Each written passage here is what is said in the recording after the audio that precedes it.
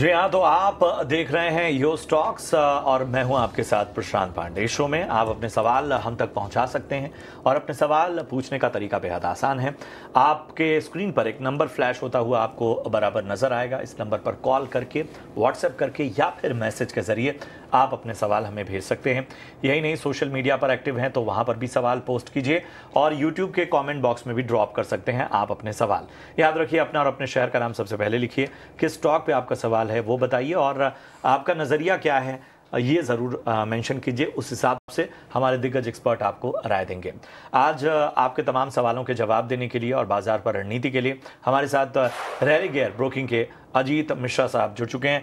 अजीत जी, good afternoon. प्रशांत बात कर रहा हूं, मैं आपके पास आऊंगा, लेकिन सबसे पहले बाजार का एक व्यू ले लेते हैं। एक बाजार की इस वक्त की चाल किस तरह की है देख लेते हैं। तो फिलहाल 25,700 के नीचे फिसल चुका है निफ्टी। जी हाँ, 25,675 ये लेवल है और 25,700 का लेवल भी टूट चुका है। बैंक निफ्टी की बात करें तो यहाँ पर करेक्शन ज़्यादा है। 57,900 के नीचे कारोबार होता हुआ इस वक्त बैंक निफ्टी में 219 अंकों की गिरावट हमें यहाँ पर देखने को मिल रही है। अगर हम मिड कैप और स्मॉल कैप की बात करें तो फ्लैट कारोबार होता हुआ और लाल निशान में ही दोनों ही इंडाइसेस फिलहाल नजर आते हुए। एडवांस रिटर्न रेशियो भी खराब हो चुका है। 1781 शेयर ऐसे हैं जो कि हरे निशान लाल निशान में हैं और 992 शेयर ऐसे हैं जो कि हरे निशान में कारोबार कर रहे हैं। निफ्टी के गेनर्स की लिस्ट आपके सामने लेकर आए तो आप देखेंगे टाइटन लगभग 2.5% मजबूत निफ्टी का टॉप गेनर। इसके अलावा भारतीय एयरटेल लगभग 2%, बजाज फाइनेंस लगभग 1.5% की तेजी यहाँ पर देखने को मिल रही। HDFC लाइफ, M&M और SBI लाइफ में भी तेजी देखने को मिल रही है। गिरावट हीरो मोटो पे है, लगभग 4.5% तक टूटता हुआ यहाँ पर नजर आ रहा है। हमने आपको विस्तार से बताया भी कि आखिर गिरावट की वजह क्या रही। पावर ग्रिड में भी आज मुनाफा वसूली है, लगभग 3% टूटता हुआ। कोल इंडिया में लगभग 2.5% की गिरावट और इसके अलावा Tata consumer, Tata Motors, PV, इन सभी में आज गिरावट के साथ कारोबार होता हुआ। तो ये था बाजार का पूरा ब्यौरा आपके सामने हमने रखा। अजीत जी, 25,700 का लेवल टूट चुका है निफ्टी में। बैंक निफ्टी भी लगभग 225 अंकों गिरावट के साथ लाल निशान में ही कारोबार कर रहा है। मार्केट पर यहाँ से क्या रणनीति बनाई जाए? गुड आफ्टरनून प्रशांत, देखिए यहाँ पे 2 हफ्ते ऑलमोस्ट हो चुके हैं जहाँ पे कि हमने देखा है कि मार्केट जो तेजी हमने उससे पहले देखी थी करीब 1400-1500 पॉइंट की निफ्टी की, जो 24,600 से हमने एक छलांग लगाई थी और करीब 26,100 तक के लेवल्स आ गए थे। तो उसके बाद से हम देख रहे हैं मार्केट में थोड़ा सा टाइम स्पेंड कर रहा है ये एक रेंज में, इससे पहले कि हम नया हाई बनते हुए देखें। इसमें सबसे इम्पोर्टेंट ये होता है प्रशांत कि जो आपके प्रीवियस रेजिस्टेंस थे वो क्या सपोर्ट की तरह एक्ट कर रहे हैं कि नहीं कर रहे हैं, that is more important.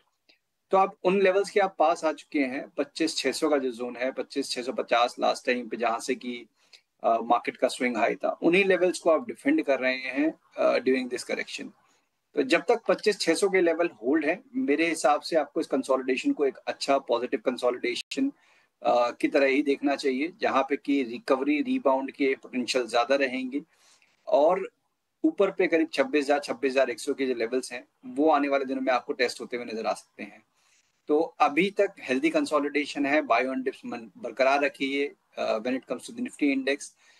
Banking में देखिए आउट परफॉर्मेंस वैसे भी ज्यादा थी, मींस वहां पे आपके रिकॉर्ड हाइज ऑलरेडी बन चुके हैं। थोड़ा बहुत जो प्राइवेट बैंकिंग मेजर्स बैकफुट पे हैं, बिकॉज PSUs अगर आप देखेंगे तो वहां तो काफी ज्यादा स्ट्रेंथ नजर आ रही है। क्रॉस दी बोर्ड आपने देखे हैं नए नए हाइज बनते हुए, बहुत सारे स्टॉक अपने रिकॉर्ड हाइज पे हैं, मल्टी ईयर हाइज पे हैं।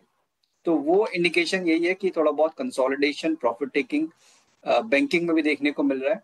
बट वहां पे भी आपको 57,900 58,000 का जो जोन है, जब तक ये होल्ड हो रहा है तब तक बाय ऑन डिप्स की अपॉर्चुनिटी देखनी चाहिए। प्रेफरेंस PSU बैंक्स रहेंगे in comparison to private players. जी बिल्कुल, इंडेक्स पर ये व्यू अजीत जीत का। लेकिन अब आपके सवालों का सिलसिला शुरू करते हैं। सबसे पहला सवाल ताहिर खान हमारे साथ फोन लाइन पर जुड़ चुके हैं। ताहिर जी, गुड आफ्टरनून, बताइए कौन से शेयर पर है आपका सवाल?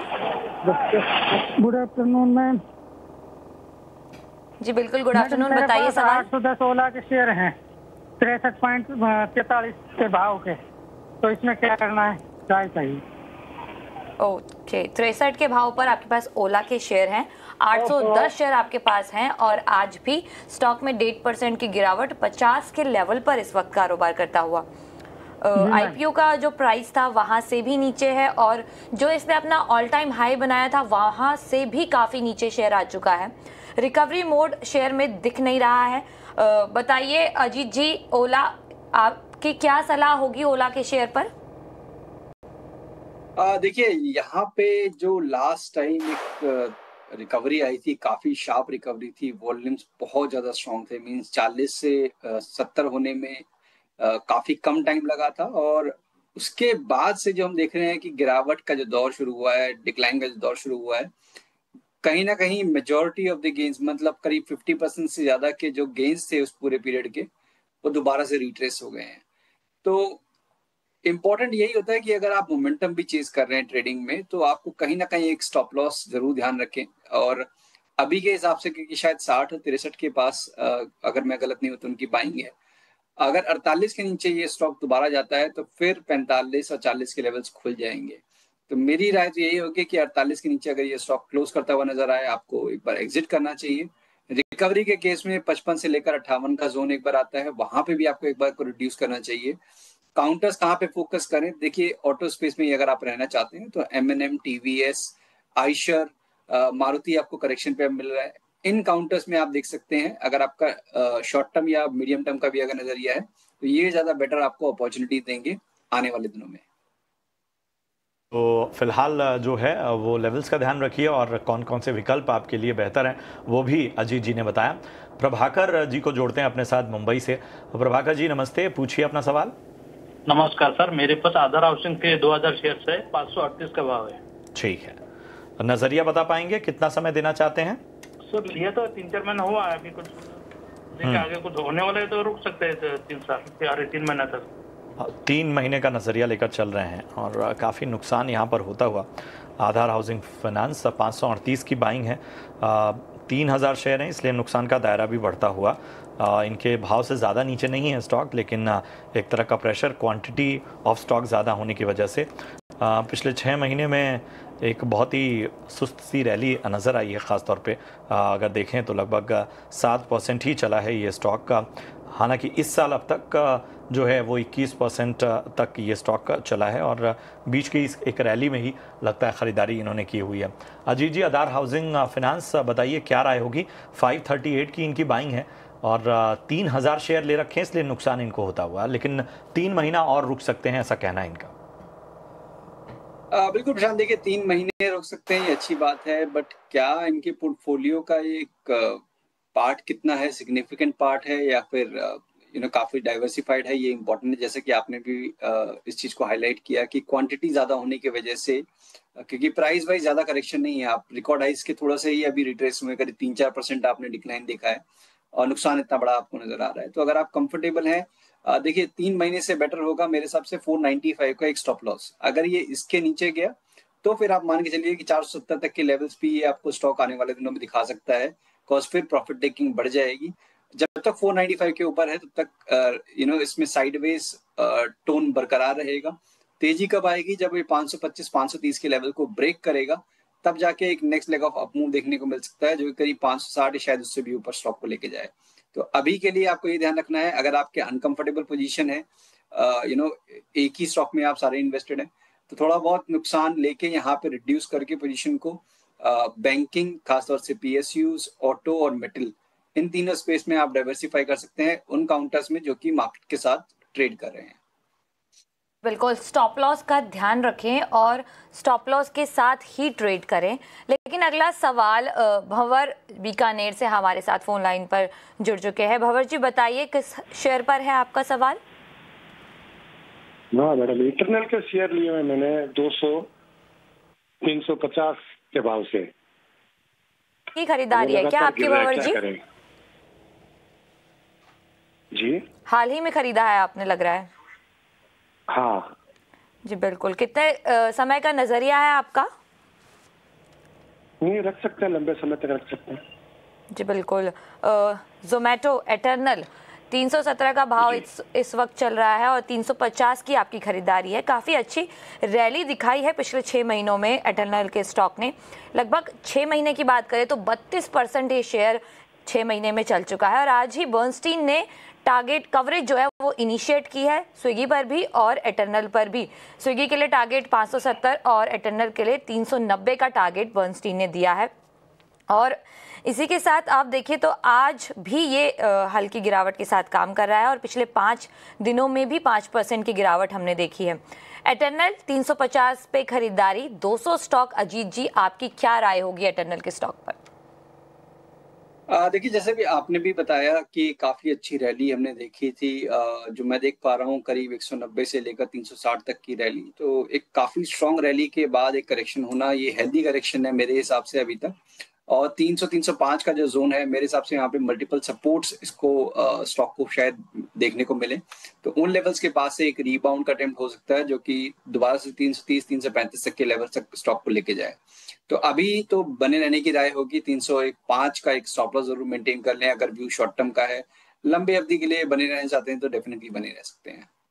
ठीक है, तो लंबी अवधि के लिए अगर आप बने रहना चाहते हैं तो आप यहाँ पर बने रह सकते हैं।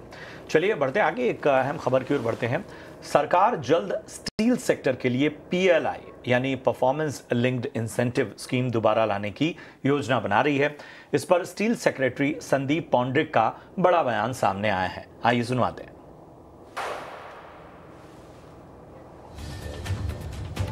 ग्रेड इंक्लूड किए थे, उसके बाद 2 राउंड के बाद अब तीसरा राउंड अब हम ला रहे हैं, जिसमें हमने नए ग्रेड जिसकी अभी जरूरत है देश को, जैसे डिफेंस के कुछ ग्रेड्स हैं, स्पेस के ग्रेड्स हैं, उनको इंक्लूड किया गया है। और इसके अलावा उसमें प्रक्रिया को सरल बनाया गया है ताकि लोग जो कंपनियां आएँ उन्हें आसानी से इंसेंटिव मिल सके। तो मुझे उम्मीद है कि इसका अच्छा हम लोगों को रेस्पॉन्स मिलेगा। चलिए, तो PLI जो है उसको लेकर डेवलपमेंट्स हैं और तमाम तरीके से सरकार का पुश जो है इस सेक्टर के लिए साफ तौर पर नज़र आ रहा है। हालांकि एक्शन जो है वो नदारद है आज स्टील सेक्टर में। एक आप देख सकते हैं GMDC, इसके अलावा Vedanta, JSW steel, Tata steel, सभी स्टॉक में जो है वो इस वक्त कहीं ना कहीं एक गिरावट नज़र आ रही है। फिर भी चूंकि लगातार सरकार का फोकस है और बाकी चीज़ों से भी, जिससे ग्लोबली भी बहुत सी चीज़ें इफेक्ट करती हैं मेटल्स को, तो उन सारे नज़रिए को लेते हुए अजीत जी बताइए क्या राय होगी आपकी स्टील सेक्टर पे, और यहाँ पर अगर करेक्शन में कहीं पर मौका ढूंढा जाए तो कहाँ पे होगा? बिल्कुल, देखिए जैसे प्रशांत, मैंने शो की शुरुआत में भी बोला कि ऑटो, मेटल्स और PSUs यहाँ पे हमको अभी भी स्ट्रेंथ नजर आ रही है। बीच बीच में थोड़ा प्रॉफिट टेकिंग होना, बिकॉज इन्हीं सेक्टर्स ने आउट परफॉर्म किया है इस रैली में, और एंटिसिपेशन ये है कि जब आप मार्केट में नया हाई बनते हुए देखेंगे आने वाले हफ्तों में, तो यही सेक्टर आपको आउट परफॉर्मेंस कंटिन्यू करते हुए नजर आएंगे, यही इंडिकेशंस है। तो जैसे टाटा स्टील है, इसने भी अपना रिकॉर्ड हाई रिक्लेम किया है, और अगर मैं पीरियड की बात करूं तो ऑलमोस्ट करीब 1.5 साल के बाद। तो यहाँ पे अगर आपको 170-75 का जोन मिलता है तो एक अच्छी बाइंग जोन होगा टाटा स्टील के लिए। साथ ही साथ जिंदल स्टील में भी आप देखेंगे तो अपने रिकॉर्ड हाइस के पास ही ट्रेड कर रहा था, अगर मैं गलत नहीं हूँ। यस, अभी भी देखिए वहीं पे ही ये काफी टाइट रेंज में कंसोलिडेट कर रहा है। यहाँ पे भी आप लॉन्ग पोजीशन बना सकते हैं 1040 के एक स्टॉप लॉस के साथ, ऊपर पे करीब 1130-1150 तक के पोजीशन टारगेट्स के लिए। चलिए, तो लेवल्स का ध्यान रखिए, और जाहिर सी बात है ऑटो, स्टील, मेटल जैसे जो तमाम सेक्टर्स हैं उनको कहीं ना कहीं फोकस में आपको लाना होगा। बहरहाल यहाँ रुकेंगे एक छोटे से ब्रेक के लिए। ब्रेक के उस पार भी आपके सवालों को शामिल करेंगे, बने रहिए हमारे साथ।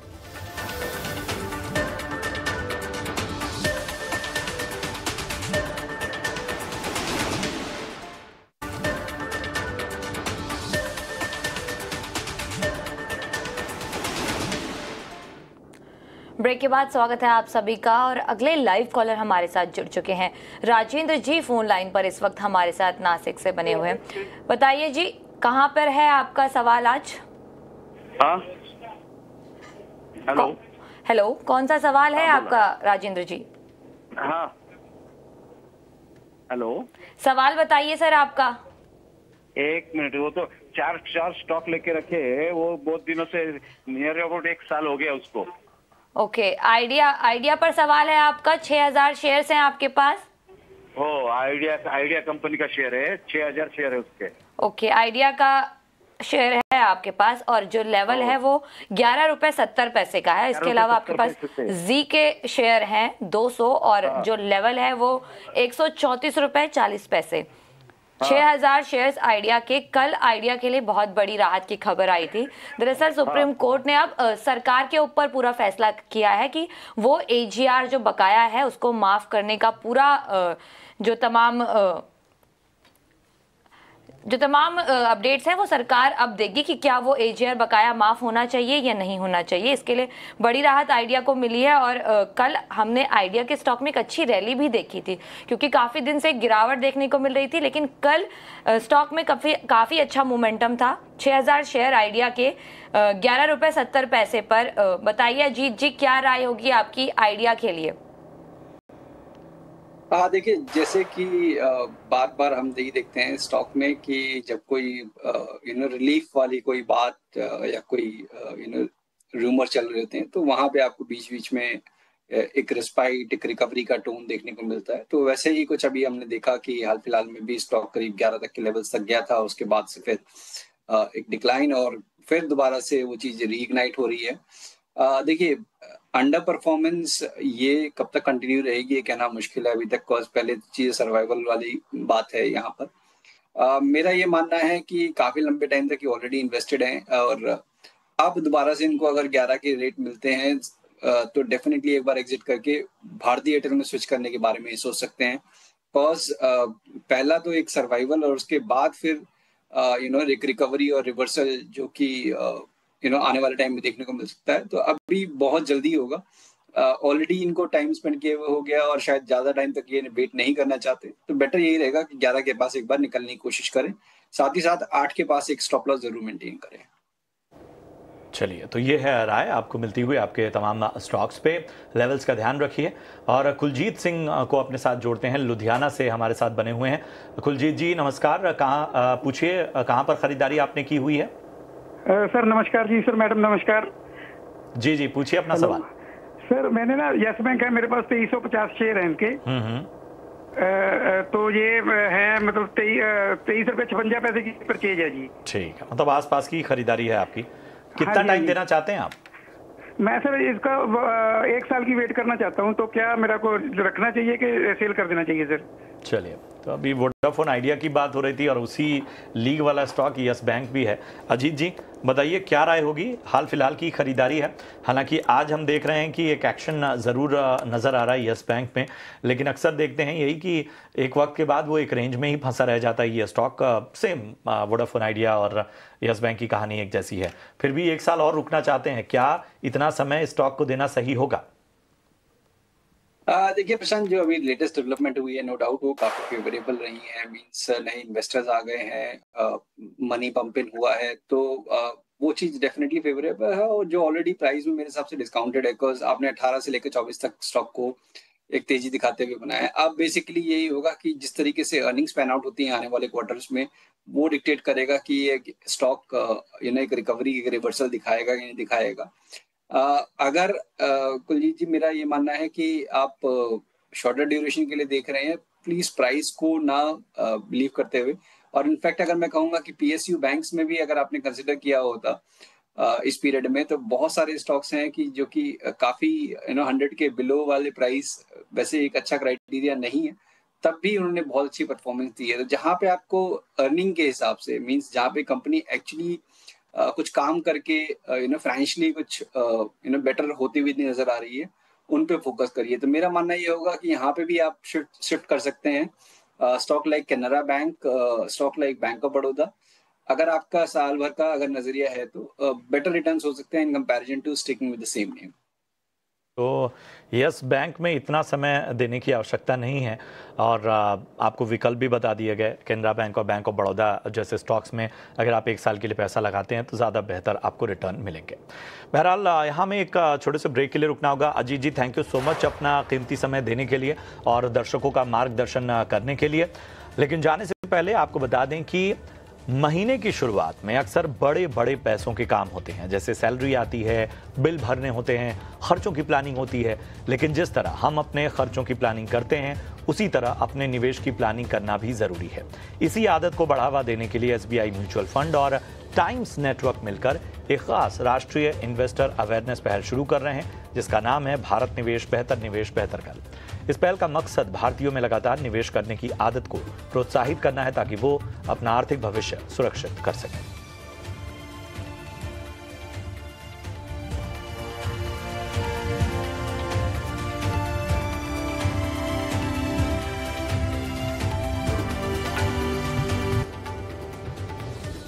तो यो स्टॉक के सेकंड एडिशन में आपका स्वागत है और यहाँ पर हम आपके तमाम सवालों के जवाब देंगे। सवाल पूछने का तरीका बेहद आसान है। नंबर पर कॉल करके, व्हाट्सएप करके, मैसेज करके, जो भी तरीका आपको पसंद हो आप अपने सवाल भेजिए। यूट्यूब पर भी पोस्ट कीजिए और इसके साथ ही सोशल मीडिया पर भी हमें अपने सवाल भेजिए, हम सवालों को शामिल करेंगे। चलिए, ये तो तौर तरीके हो गए। बाजार को एक बार फिर से चेक कर लेते हैं और यहाँ पर आप देखेंगे तो साफ तौर पर बाजार में एक तरह का प्रेशर हम देखने को मिल रहा है। 25,650 के पास इस वक्त फिसलता हुआ निफ्टी, लगभग 100 अंकों की गिरावट हमें देखने को मिल रही है। बैंक निफ्टी में दबाव ज़्यादा है, 250 अंक इस वक्त टूटता हुआ 57,860 के पास इस वक्त नज़र आता हुआ। तो ये है निफ्टी और बैंक निफ्टी की इस वक्त की तस्वीर और जाहिर सी बात है कि प्रेशर जो है वो बाजार इस वक्त फील कर रहा है। एडवांस डिक्लाइन रेशियो भी इस ओर इशारा कर रहे हैं। हेडलाइंस के रूप में हमने तमाम एक्शन भी आपको बता दिया। चॉइस इक्विटी ब्रोकिंग के कुणाल परार हमारे साथ इस वक्त चर्चा में शामिल हो रहे हैं। Kunal, thank you so much अपना समय देने के लिए। ज़रा बाजार पर ताज़ा व्यू दीजिए। गिरावट और गहराती हुई, इंपॉर्टेंट लेवल्स भी टूट चुके हैं निफ्टी के। बैंक निफ्टी में जो है वो प्रेशर ज़्यादा बन रहा है, बताइए क्या होगी सलाह? सलाह की बात करें तो फिलहाल नेगेटिव व्यू ही बन रहा है। प्रशांत जी, आप देखिए ओवरऑल निफ्टी की बात करें तो आली चार्ट पे 100 MA के नीचे निफ्टी ने जो मोमेंटम है वो स्टार्ट की है।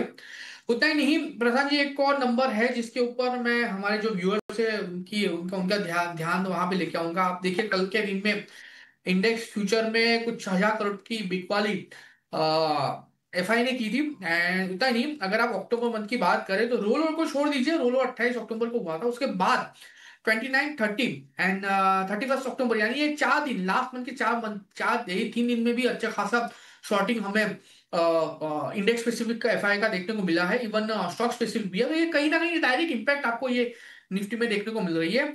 एंड जब 2-3 दिनों से लगातार एफआई की बिकवाली या तो खरीदारी हमें देखने को मिली है, तो उस दिन पर्टिकुलर डायरेक्ट भी हमें आने वाले दिनों में निफ्टी में देखने को मिला है। सो फिलहाल जो व्यू है प्रसाद जी वो थोड़ा डाउनसाइड का ही है। लोअर लेवल की बात करें तो अगर आज के दिन में 25,700 के नीचे का अगर क्लोजिंग देखने को मिलता है निफ्टी का हमें, सो यहाँ से ये गिरावट और एक्सटेंड होगी और लोअर लेवल पे 25,400 तक के लेवल आपको देखने को मिल सकते हैं, जो हम ऑलरेडी पहले भी हम डिस्कस कर चुके हैं। सो व्यू जो है फिलहाल नेगेटिव साइड का ये 25,700 के नीचे का क्लोजिंग आपको 25,400 तक के भी लेवल दिखा सकता है। तो ये व्यू जो है वो नेगेटिव लेवल्स का ध्यान रखिए। भवदीप पटेल साहब हमारे साथ फोन लाइन पर हैं। भवदीप जी नमस्कार, कहाँ से बात कर रहे हैं? जी नमस्कार सर, मेरा नाम भवदीप पटेल है, मैं गुजरात से बात कर रहा हूँ सर। जी पूछिए अपना सवाल, कौन सा स्टॉक लिया आपने? जी सर, हमारे पास बेल कंपनी के शेयर है 150 और उसकी बाइंग प्राइस है 254 रुपीज और 50 पैसे। तो सर जानना चाहते हैं कि कहाँ तक रुक सकते हैं, मतलब कि कब प्रॉफिट बुकिंग ले तो अच्छा रहेगा, ये जानना था सर। चलिए, तो कोई ऐसा समय सीमा की बाध्यता तो नहीं है, मतलब आप समय देंगे इस स्टॉक को? हाँ सर, 2-3 महीने तक रुकने का प्लानिंग है अभी। अच्छा ठीक है, 2 से 3 महीने का नजरिया लेकर चल रहे हैं Kunal Bharat heavy electrics limited यानी भेल में।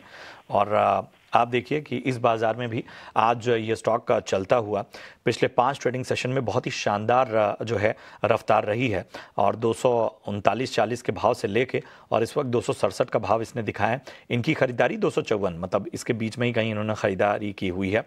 पिछले 6 महीने में देखें तो लगभग 17% चला है ये स्टॉक और इस साल अब तक हालांकि वोलेटाइल रहा, लेकिन पिछले 6 महीने से एक मोमेंटम ज़रूर नज़र आ रहा है और आज भी 1% ऊपर और पिछले 5 ट्रेडिंग सेशंस में तो बहुत ही शानदार यहाँ पर रफ्तार देखने को मिली है। तो कुणाल 3 महीने और रुकना चाहते हैं भेल में, क्या सलाह होगी? वेल बहुत ही बढ़िया स्टॉक है भेल, अच्छा खासा डिविडेंड पेइंग स्टॉक भी है। रिसेंट डेज में बहुत ही बढ़िया मोमेंटम हमें देखने को मिली है, 217 से लेके 267। ना व्यू की बात करें तो ऊपरी लेवल पे 272 का एक रेजिस्टेंस है। 272 जैसे ही ब्रेक होता है आपको यहाँ पे 300 तक के भी लेवल देखने को मिल सकते हैं। मेरा व्यू डेफिनेटली यहाँ पे पोजीशन होल्ड करके चलने का ही बनेगा। एंड लोअर लेवल पे हमें एक ट्रेल एसएल भी मेंटेन करके चलने की सलाह देंगे। तो 260 का प्रेजेंट लेवल पे 260 का एसएल यहाँ पे आपको मेंटेन करके चलना है, क्योंकि अगर 260 डाउनसाइड में ब्रेक हुआ तो वापस आपको ये 217 तक के लेवल दिखा सकता है। तो होल्ड करके चलिए 260 के एसएल के साथ। ऊपरी लेवल पे 272 जैसे ही ब्रेक होता है 300 तक के लेवल आपको ये स्टॉक दिखा सकता है। ठीक है, तो यहां पर आपको 260 का स्टॉप लॉस लगाना है और 270 का जो लेवल है वहां तक वेट करना है, और वहां से अगर ये स्टॉक चलता है तो 300 तक के भी लक्ष्य आपको नजर आ सकते हैं। बस आपको थोड़ी सी अपनी समय सीमा उस वक्त आगे बढ़ानी होगी। सचिन है महाराष्ट्र से हमारे पास इस वक्त फोन लाइन पर जुड़े हुए हैं। सचिन नमस्कार, पूछिए अपना सवाल। सचिन, आप तक आवाज पहुंच रही है? लगता है कुछ तकनीकी खामी है और उन तक आवाज नहीं पहुंच रही है। रिलायंस का शेयर इन्होंने लिया हुआ है 1450 के भाव पे इन्होंने रिलायंस में खरीदारी की हुई है। फिलहाल हल्के मुनाफे में इस वक्त बैठे हुए हैं। 17,250 का इन्हें फायदा होता हुआ, और नज़रिया इन्होंने नहीं बताया चूंकि कॉल पे कनेक्ट नहीं हो पाए, लेकिन 1450 की बाइंग है रिलायंस में। इंटरेस्टिंग बाइंग है। कुणाल, और बताइए फिलहाल मुनाफे में है, क्या करना चाहिए?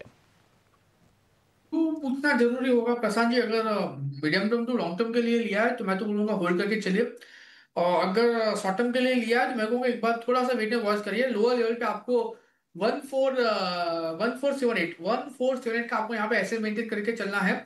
अगर ये ब्रेक हो जाता है तो वापस 1450 तक के लेवल आपको ये स्टॉक दिखा सकता है। एक ट्रेल ऐसा यहाँ पे मेंटेन करके चलने की सलाह है 1478। ऊपरी लेवल की बात करें तो 1510 जैसे ब्रेक होता है तो ऊपर में आपको 1550 तक के भी लेवल देखने को मिल सकते हैं। सो जो पोजीशन कैरी करना है उसके लिए रिस्क लोड बहुत ही परफेक्ट है। 1478 के एसएल के साथ पोजीशन को आप कैरी करके जा सकते हो। ठीक है, तो ये है राय रिलायंस इंडस्ट्रीज पर आपको मिलती हुई।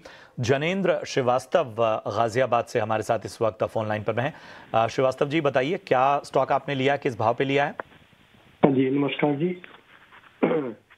मैंने लिए हुए जी, ये क्या नाम है, टाटा मोटर्स के 663 शेयर हैं। 712 के हिसाब से। अच्छा। और 7000 शेयर है मेरे पास 159 के हिसाब से अडानी के। टाटा मोटर्स का भाव एक बार फिर बताएंगे आप? 712। 712, सॉरी 412। 412, वही है हमारे पास 412। ठीक है, 412 की आपकी खरीदारी है। और दूसरा स्टॉक है 7000 शेयर हैं अडानी पावर के, और इन्होंने 159 के भाव पे खरीदा है। दोनों पर लॉन्ग टर्म का नजरिया जानना चाहते हैं। कुणाल बताइए, टाटा पावर 412 की खरीदारी उनके भाव के आसपास ही है, और अडानी पावर भी इन्होंने 159 पे लिया हुआ है, इनके भाव के आसपास है। दोनों पर लॉन्ग टर्म के लिहाज से क्या व्यू बन रहा है? टाटा मोटर्स पैसेंजर व्हीकल की बात करें 412 की उनकी खरीदारी है। व्यू जो है वो होल्ड करके चलने का ही है। जो ये डीमर्ज हुआ है वो वैल्यू अनलॉकिंग के लिए ही हुआ है, और आने वाले दिनों में अच्छी खासी रैली हमें इसमें देखने को मिल सकती है। डेफिनेटली होल्ड करके चलने की सलाह है। आने वाले दिनों में 480 तक के भी लेवल ये स्टॉक हमें दिखा सकता है। अदानी पावर की बात करें, फिलहाल जिस हिसाब से स्टॉक में मोमेंटम है, स्टॉक उनकी खरीदारी कुछ 158 159 की है। यहाँ पे भी जो पोजीशन होल्ड करके चलने की ही है। ऊपरी लेवल की बात करें 175 जैसे ही ब्रेक होता है स्टॉक में अल्टीमेट टारगेट आपको 200 तक के भी देखने को मिल सकते हैं। तो Adani power and Tata Motors passenger vehicles दोनों यहाँ पे होल्ड करके चलने की सलाह रहेगी। टाटा मोटर्स पैसेंजर व्हीकल्स और अडानी पावर दोनों में लंबी अवधि के लिए बने रहिए। बढ़ते हैं आगे, और नतीजों का दौर है। बहुत सारे मैनेजमेंट से भी हम चर्चा कर रहे हैं। कैंटरबिल रिटेल के सितंबर तिमाही नतीजे आ गए हैं। नतीजों के लिए क्या रहे हैं अहम ट्रिगर्स, और आगे के लिए ग्रोथ का आउटलुक क्या है, इन सभी पर बातचीत करने के लिए कंपनी के सीएफओ शिवेंद्र निगम साहब हमारे साथ चर्चा में शामिल हो रहे हैं। शिवेंद्र जी, बहुत बहुत शुक्रिया अपना कीमती समय देने के लिए। अच्छा लग रहा है आपसे बातचीत करते हुए। और सबसे पहला जो सवाल है मेरा आपसे वो एबिटा मार्जिन पर ही है। 108 बीपीएस की जो है यहाँ पर सालाना आधार पर तेजी देखी गई है। लगभग 24% का उछाल एबिटा मार्जिन में देखा गया है। तो क्या की मार्जिन ड्राइवर्स लेवर्स रहे हैं, और कितना सस्टेनेबल आप देख रहे हैं, और कितनी इंप्रूवमेंट आने वाले वक्त में और नजर आ रही है आपको? तो जो हमारा मार्जिन इम्प्रूव हुआ है ऑब्वियसली उसमें चूंकि हमने पहले भी कहा जैसे कि हमारा सेम स्टोर सेल्स ग्रोथ थोड़ी सी आती है या सेल बढ़ती है तो मोस्टली खर्चे फिक्स हैं।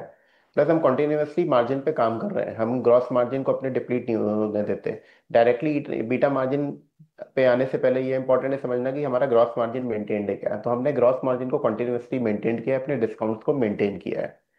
और जहां तक लंबे समय की बात है तो ये इस क्वार्टर का जो मार्जिन है ये सबसे लीन क्वार्टर है for the business as a whole. Going forward annual basis पे जो हमारा टारगेट है हम इस EBITDA मार्जिन को 28 से 30% के बीच में ले जा रहे हैं इस साल ही। तो इस साल कंपनी की ग्रोथ रहेगी लगभग 20% के आसपास रेवेन्यू ग्रोथ, और EBITDA मार्जिन को 28 से 30% तक हम ले जाएंगे और आगे भी ये मेंटेन रहेगा लॉन्ग टर्म नंबर्स में। चलिए, हम देख रहे हैं नतीजों में कि बहुत ही हाई रेवेन्यू और वॉल्यूम देने के बावजूद सेल्स पर स्क्वायर अगर हम देखें तो उनमें 2% का सालाना आधार पर डिप देखा गया है। आखिर इसकी वजह क्या है और इसको और इम्प्रूव करने के लिए किस तरह के रणनीति बनाई जा रही है? पर स्क्वायर फीट थ्योरेटिकली डाउन होता है क्योंकि अब हम देखें तो अब हम बड़े स्टोर खोल रहे हैं। पिछले 2 साल से जो हम स्टोर साइज खोल रहे हैं वो लगभग 1600 से 1700 स्क्वायर फीट का एवरेज साइज है। 2 साल पहले लगभग कंपनी का जो एवरेज स्टोर साइज था वो 1100 स्क्वायर फीट का था, अब वो साइज 1350 स्क्वायर फीट का हो गया क्योंकि अब हम बड़े स्टोर खोल रहे हैं। तो थ्योरेटिकली जब आप बड़े स्टोर खोलते हैं, आज मेरा एक फ्लोर पे अगर कोई स्टोर है और फिर मैं उसे डबल कर देता हूँ तो सेल एकदम से डबल नहीं होती, थोड़ी सी उसमें मार्जिनली कम रहती है। हाउएवर एब्सोल्यूट लेवल पे EBITDA काफी बढ़ जाता है क्योंकि खर्चे फिक्स होते हैं, खर्चे काफी कम हो जाते हैं। जैसे हमारा रेंटल था, आज से 2 साल पहले हमारे रेंटल पर स्क्वायर फीट की कॉस्ट लगभग 130 रुपए थी जो आज 118 रुपए पर स्क्वायर फीट पे आ गई। इसी तरह सैलरी, इलेक्ट्रिसिटी। सो थ्योरेटिकली जब हम बड़े स्टोर खोलते हैं तो पर स्क्वायर फीट फ्लैट हो जाता है बट EBITDA मार्जिन बढ़ जाता है। हाउएवर एनुअल बेसिस पे जो हमारा टारगेट है, क्वार्टर थोड़ा लीन होता है, अभी जब पूरे साल का कंप्लीट होगा तो हमारा टारगेट है कि हम इसे 800 रुपए पर स्क्वायर फीट पे लेके जाएंगे पर स्क्वायर फीट सेल। बिल्कुल, बहुत बेहतर तरीके से आपने बताया कि आखिर क्या वो फैक्टर्स रहे हैं। निगम साहब, एक चीज़ हमें बताइए कि जो सेम स्टोर सेल्स ग्रोथ है वो 2.7% पर है। आप किस तरह के कंज्यूमर सेंटिमेंट को देख रहे हैं, और अगर हम सेकंड हाफ के लिए डिमांड रिकवरी और आउटलुक को समझना चाहें तो वो क्या होगी? तो अभी आफ्टर दिस GST रिलैक्सेशन हमने डिमांड में काफी सर्ज देखा है, और 22 सितंबर से जब से GST प्लस नवरात्रा स्टार्ट हुई थी तब से कस्टमर ने काफी अच्छा रिस्पांस दिया है। इस वजह से सितंबर क्वार्टर भी हमारी उम्मीद के हिसाब से क्लोज हुआ है। जैसा कि मैंने बताया काफी लीन क्वार्टर होता है, बट फिर भी हमने SSG ग्रोथ ली है, और ओवरऑल कंपनी की SSG ग्रोथ अभी टारगेट के हिसाब से 6 महीने की 7% आई है। तो आगे भी 7 से 8% रहेगी, और अभी काफी अच्छा अट्रैक्शन देखने को मिला है फेस्टिवल सीजन में, और आगे भी मैरिजेस हैं। तो अभी जो अक्टूबर भी हमारे पास है ये बहुत अच्छी डबल डिजिट ग्रोथ पे हमारा खत्म हुआ है। Very strong double digit growth we have been mentioned. तो गोइंग फॉरवर्ड चीजें एकदम ठीक लग रही हैं, और आने वाले टाइम में लग रहा है कि not for this year, long basis पे अगले 4-5 सालों के लिए। अब सरकार ने भी कंजम्पशन पे ध्यान दिया है, तो कंजम्पशन के लिए उन्होंने इतना बूस्ट किया, GST का रिलैक्सेशन दिया है, इनकम टैक्स का रिलैक्सेशन दिया, तो काफी पैसा मार्केट में छोड़ा है एंड कंज्यूमर के हाथ में। तो गोइंग फॉरवर्ड ये काफी अच्छा रहने वाला है, ऐसा लग रहा है। चलिए, तो बेहतर रहने वाला है। द विजन 2027 प्लान काफ़ी फोकस में है, जिसमें आप वुमेन एंड किड्स वेयर पर काफ़ी बड़ा वेटेज रख रहे हैं। हमें बताइए कि ओवरऑल आपके रेवेन्यू मिक्स में इसके क्या मायने हैं, अगर हम अगले 2 सालों का आउटलुक जानना चाहें। तो अभी जैसे लास्ट ईयर अगर हमने देखा जो कंप्लीट किया है उसमें 81% मेरी मेंस वेयर की सेल थी, और 12% किड्स और उसकी दोनों मिला दूं उन्होंने लगभग हमारा 14% के आसपास कंट्रीब्यूट किया था, 5% एक्सेसरीज की सेल थी। तो अब जैसा हमने बताया फैमिली स्टोर्स कंपनी में ओवरऑल आज करीब 2/3 फैमिली स्टोर्स हैं, 210 प्लस फैमिली स्टोर्स हैं आज 600 स्टोर्स में से अगर निकालूं, और अब हमने 55 लगभग 50 का नंबर क्रॉस हो गया, 55 exclusive ladies and kids where के स्टोर हैं। तो अगर इन दोनों नंबरों को मैं जोड़ देता हूं तो लगभग 50% स्टोर। गोइंग फॉरवर्ड भी ये बढ़ता रहेगा कंटिन्यूअसली, हर मंथ हम 1 या 2 साल में 15-20 स्टोर के आसपास लेडीज और किड्स के भी एक्सक्लूसिव खोल रहे हैं apart from the family wear. तो ये लेडीज और किड्स का कंट्रीब्यूशन बढ़ेगा। हमें लग रहा है जो अभी 14% का कंट्रीब्यूशन लग रहा है, लंबे समय में इसको हम 20% से 25% के बीच में अचीव कर लेंगे। जी, काफ़ी बेहतर। और हमारी ओर से भी आपको निगम साहब ढेर सारी शुभकामनाएं आपको, आपकी टीम को, आपके कारोबार के लिए और आने वाले तमाम आउटलुक के लिए आपका बहुत बहुत धन्यवाद इस चर्चा में जुड़ने के लिए।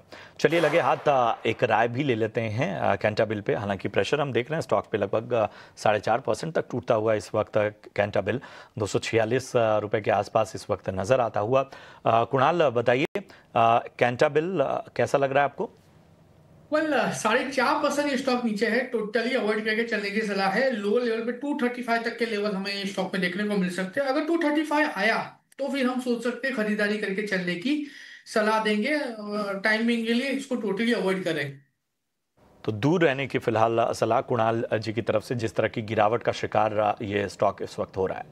चलिए बढ़ते हैं आगे और यहाँ पर आपको बताएं कि एक अहम फिल्म आ रही है और फिल्म का नाम है हक। जब कानून एक औरत को सजा देता है लेकिन एक मर्द को आजाद छोड़ देता है, तब असली इंसाफ किसे मिलता है? यही सवाल यामी गौतम धर और इमरान हाशमी स्टारर जंगली पिक्चर्स की नई फिल्म हक के इस दमदार प्रोमो में उठाई गई है। फिल्म 7 नवंबर को यानी इसी हफ्ते रिलीज हो रही है सिनेमाघरों में। हक को प्रोड्यूस किया जंगली पिक्चर्स ने, जिसने राजी, बधाई हो और बधाई 2 जैसी हिट फिल्में दी। हक एक बोल्ड, इंटेंस और सोच को झकझोर कर रख देने वाली फिल्म है। सुपर्ण वर्मा के डायरेक्शन में बनी ये फिल्म भारत के एक ऐतिहासिक सुप्रीम कोर्ट के फैसले से प्रेरित है और न्याय, समानता और नैतिकता को लेकर हमारे सारे यकीनों को चुनौती देती है। ये कहानी सिर्फ कोर्ट रूम तक सीमित नहीं बल्कि हमारे जमीर तक पहुंचती है। दांव बड़े हैं, जज्बात बेपर्दा हैं। हक आपको सोचने, महसूस करने और बहस करने पर मजबूर कर देगी। ये सिर्फ एक फिल्म नहीं बल्कि एक बहस की, एक डिबेट की शुरुआत है। हम सिर्फ मुसलमान औरत नहीं, हम हिंदुस्तान की मुसलमान औरत है। इसी मिट्टी में पले बड़े हैं, इसलिए कानून हमें भी उसी नजर से देखे जैसे बाकी हिंदुस्तानियों को देखता है। तो जरूर देखिए अपने नजदीकी सिनेमा घरों में फिल्म हक और बढ़ेंगे अब अपने खास सेगमेंट ऑप्शंस के चैंपियन की ओर।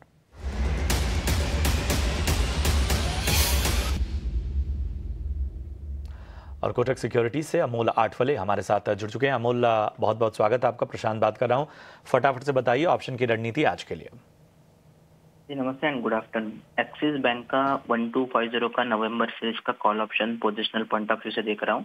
15 रुपीज के आसपास चल रहा है। पोजिशनली टारगेट निकल के आ रहे 30 रुपीज के और स्टॉप लॉस उसका रहेगा 9 रुपीज का। मैक्स प्रॉफिट उसमें हो सकता है 9375 का और मैक्स लॉस उसमें हो सकता है 3750 का। ओवरऑल भी बैंक निफ्टी थोड़ा सा प्रॉमिसिंग सेटअप पे है, अभी भी हायर बॉटम मेंटेन रखा है। एक्सिस बैंक में भी अगर हम देखते हैं तो एक करेक्शन खत्म करता हुआ देखने को मिला है। अगर यहाँ से रिवर्सल आता है तो एक्सिस बैंक में एक पोजिशनल पॉइंट ऑफ व्यू से फ्रेश अप ट्रेंड रैली आने के चांसेस चार्ट पे दिख के आ रहे हैं। ठीक है, शुक्रिया करेंगे अमोल जी आपका इस अहम रणनीति के लिए। एक्सिस बैंक का 1250 की कॉल आपको खरीदनी है 15 रुपए के प्रीमियम पर। स्टॉप लॉस 9 रुपए का और 30 रुपए के लक्ष्य। अधिकतम मुनाफा 9375 का, नुकसान 3750 तक का नजर आ सकता है। सेबी का स्टैंडर्ड रिस्क डिस्क्लोजर अभी आपके सामने इस वक्त है। फ्यूचर और ऑप्शन ट्रेडिंग में 90% लोग पैसे गंवाते हैं। सोच समझकर ट्रेडिंग इनिशिएट करें और अपने वित्तीय सलाहकार की मदद जरूर लें। थोड़े से ब्रेक का, जल्द हाजिर होते हैं।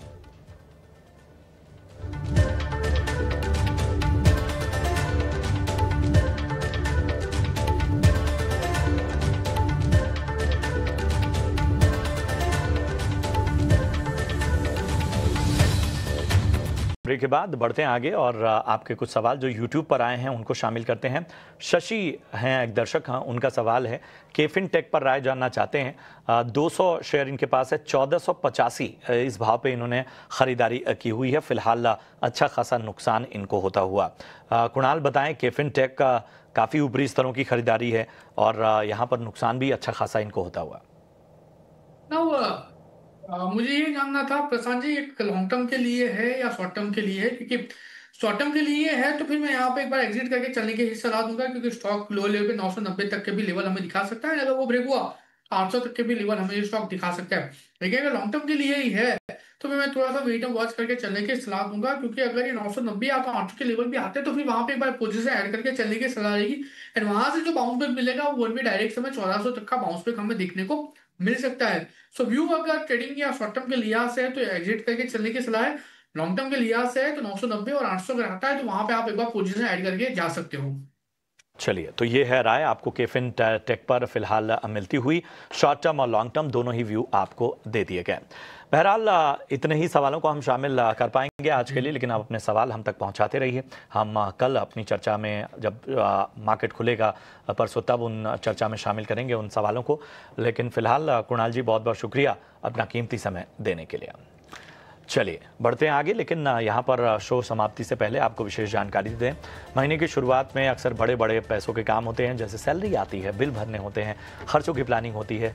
लेकिन जिस तरह हम अपने खर्चों की प्लानिंग करते हैं उसी तरह अपने निवेश की प्लानिंग करना भी उतना ही ज़रूरी है। इसी आदत को बढ़ावा देने के लिए SBI म्यूचुअल फंड और टाइम्स नेटवर्क मिलकर एक खास राष्ट्रीय इन्वेस्टर्स अवेयरनेस पहल शुरू कर रहे हैं, जिसका नाम है भारत निवेश बेहतर कर। इस पहल का मकसद